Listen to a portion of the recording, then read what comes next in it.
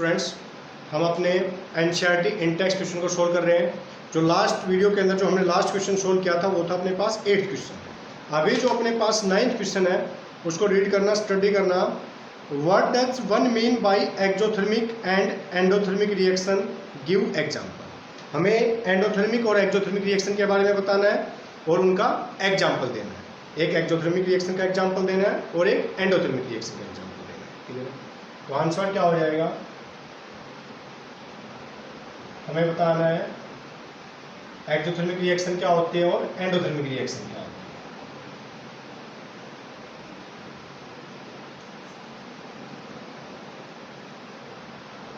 है। Endothermic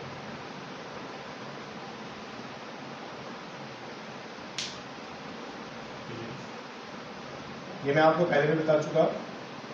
those chemical reaction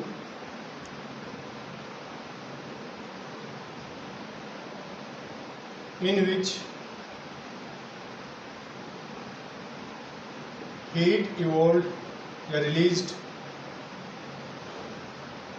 those chemical reaction in which heat released during reaction, this type of chemical reaction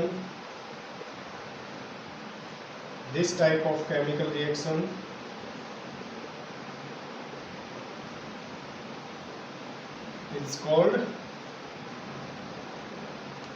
ectothermic reaction.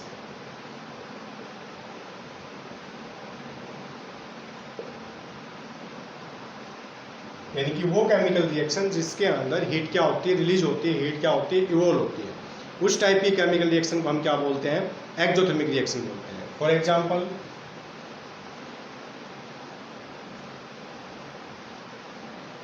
जब magnesium react करता है oxygen के साथ तो magnesium oxide बनता है और साथ में हीट क्या होती है, रिलीज होती है।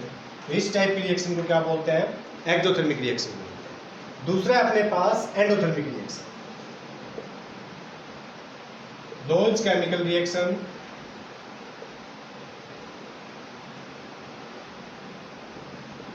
in which heat absorbed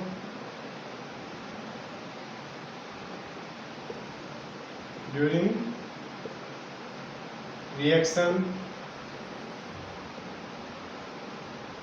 this type of chemical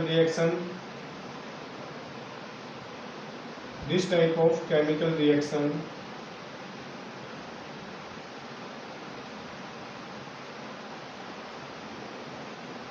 it's called endothermic reaction.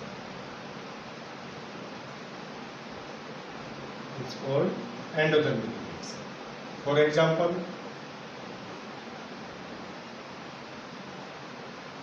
Calcium carbonate है, जब हम इसको हीट करेंगे, जब हम इसको हीट करते हैं तो इसके अंदर ब्रेकडाउन होता है कैल्शियम ऑक्साइड प्लस CO2। अब यहाँ पर हमने क्या किया है, एक्सटर्नल हीट सप्लाई किया इसको, यानी कि कैल्शियम कार्बोनेट जब हीट को एब्जॉर्ब करेगा तभी किसके अंदर कन्वर्ट होगा, कैल्शियम ऑक्साइड और CO2 के अंदर। तो इस टाइप की रिएक्शन को क्या बोलते हैं, एंडोथर्मिक रिएक्शन बोलते हैं। क्लियर है? तो एक्सोथर्मिक रिएक्शन क्या होती है, एंडोथर्मिक रिएक्शन क्या होती है, ये चीज़ क्लियर होगी। अब नेक्स्ट क्वेश्चन को स्टडी करना।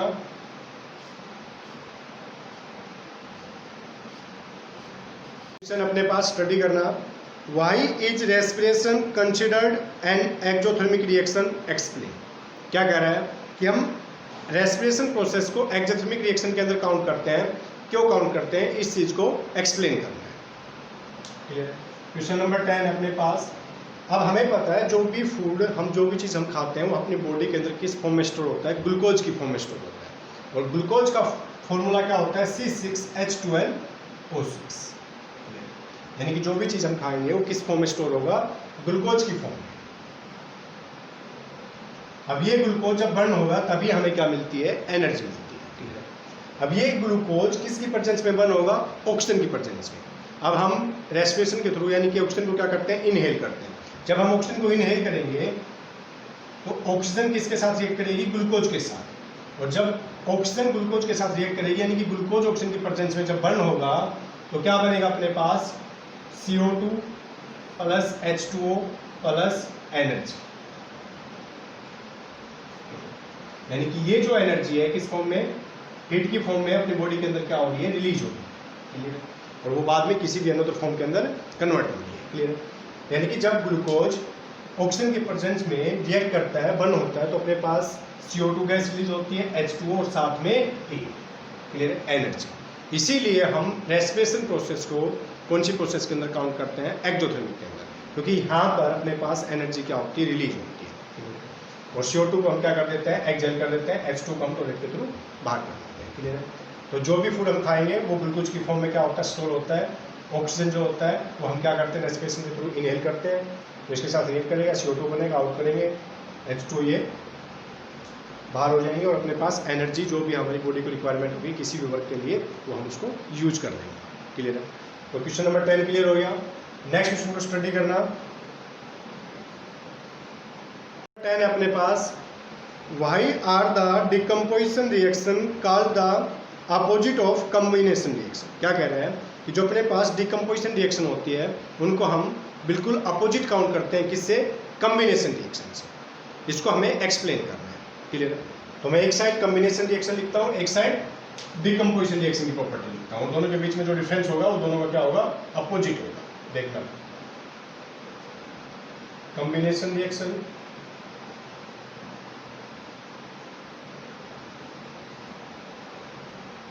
Decomposition reaction.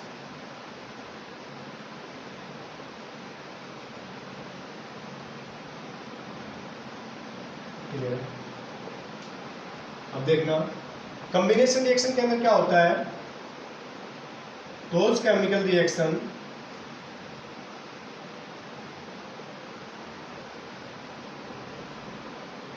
in which two or more than two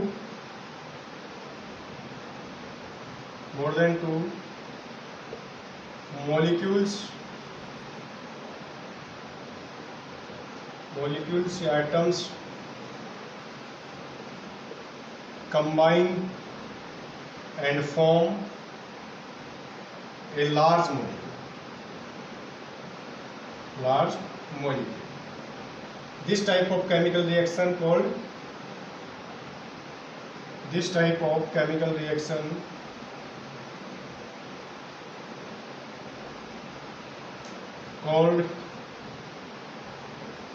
combination reaction. इस टाइप की केमिकल रिएक्शन को हम क्या बोलते हैं, कॉम्बिनेशन रिएक्शन बोलते हैं। क्लियर है? और जो डिकम्पोजिशन रिएक्शन होती है वो क्या होती है, those chemical reaction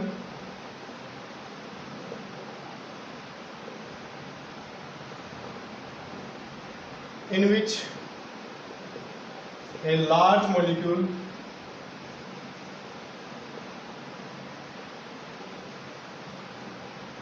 break into small molecules.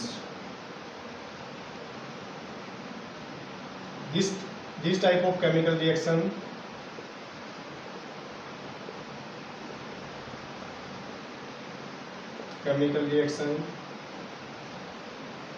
called decomposition.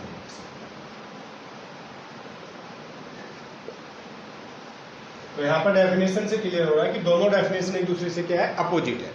Combination के अंदर दो स्मॉल मॉलिक्यूल्स एक दूसरे के साथ कंबाइन होते हैं और एक लार्ज मॉलिक्यूल बनाते हैं, बट डिकम्पोजिशन रिएक्शन के अंदर एक लार्ज मॉलिक्यूल ब्रेक होता है किसके अंदर, स्मॉल मॉलिक्यूल्स के अंदर। क्लियर है? तो दोनों डेफिनेशन से क्लियर हो रहा है, दोनों रिएक्शन क्या है, एक दूसरे से अपोजिट है। दूसरा डिफरेंस क्या होता है वो देखना,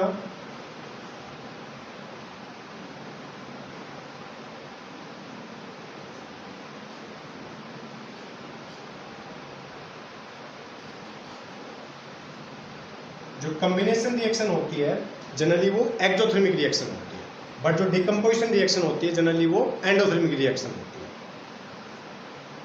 जनरली कॉम्बिनेशन रिएक्शंस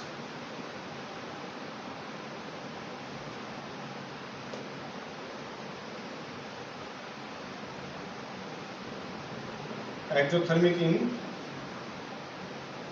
नेचर। जैसे कार्बन प्लस O2 रिएक्ट करेगा तो क्या बनता है CO2, साथ में क्या होती है हीट रिलीज होती है।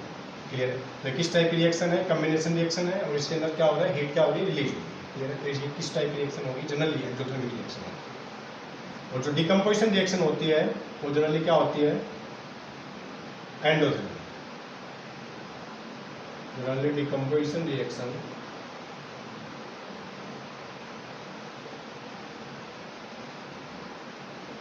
Endothermic in nature.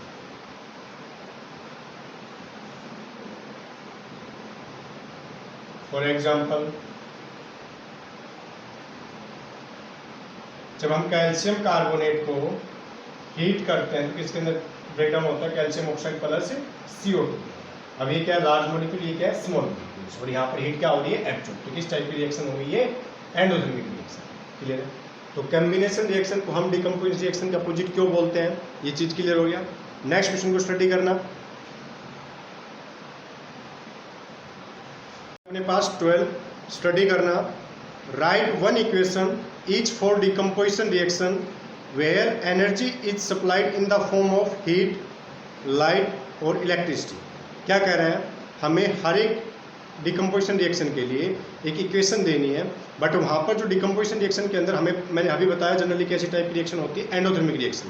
तो वहाँ पर हमें एनर्जी की क्या होती है रिक्वायरमेंट होती है।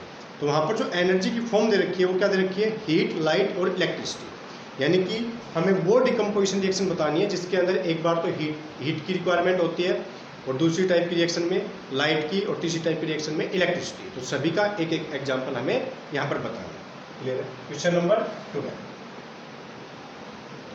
डिकम्पोजिशन रिएक्शन क्या होती है आपको पता है, और जनरली किस टाइप की होती है एंडोथर्मिक रिएक्शन होती है, डिकम्पोजिशन बाय हीट। अब यहाँ पर इस डिकम्पोजिशन रिएक्शन के अंदर जो एनर्जी की फॉर्म है वो कौन सी फॉर्म है, हीट फॉर्म है। क्लियर है? तो इस टाइप की रिएक्शन का हमें एग्जांपल देते हैं। अब जैसे कैल्शियम कार्बोनेट है, जब हम इसको हीट करते हैं यानी कि यहाँ पर जो एनर्जी सप्लाई की है वो किस फॉर्म में, हीट की फॉर्म में सप्लाई की है। तो ये ब्रेक डाउन होगा कैल्शियम ऑक्साइड प्लस CO2 का।